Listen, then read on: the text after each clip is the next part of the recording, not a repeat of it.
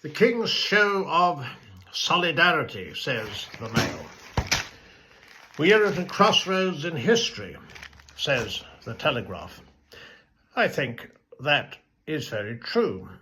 I felt that the fact that King Charles saw President Zelensky of Ukraine yesterday at Sandringham underlined our support for Ukraine and also was in line with the King's previous pronouncements attacking the Russian invasion. However, the brilliance of, or so it seemed at the time last Thursday, when Sir Keir Starmer offered not only a second state visit unique in our history, but also that Trump might wish to come to Balmoral and plan it, possibly go to Dumfries House and so forth. Well, I mean, that is certainly something that won't happen for quite a while, putting it very mildly. But rescinding any invitation to an American president would be, I think, absolute lunacy. You would find that Trump took a decidedly antagonistic stance. I think you might find tariffs or certainly wouldn't get any deal of any sort. And in fact, you could get hostility.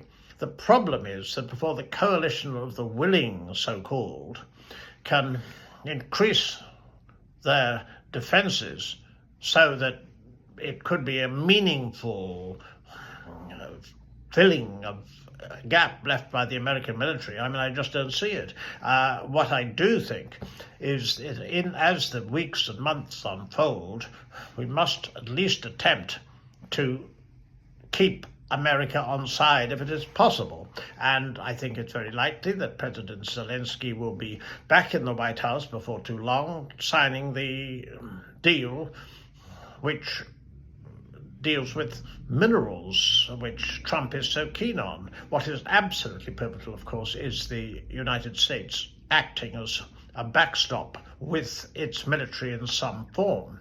But this has got to be worked out, and it'd be wise, I think, next time for Zelensky to have an interpreter, and this dreadful circus in the Oval Office where you have a press conference before a sensitive meeting and then another press conference afterwards. Well, that presumably is what is going to happen in the future, but Zelensky will be better prepared for it. What happened to him and the way he was treated, I thought was dreadful.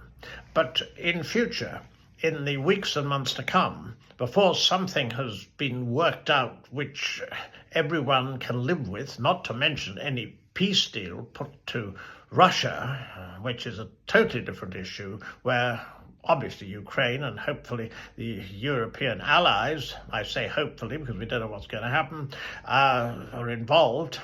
I mean, the one thing we don't want is Elon Musk's tweet about America leaving NATO. That would be a disaster.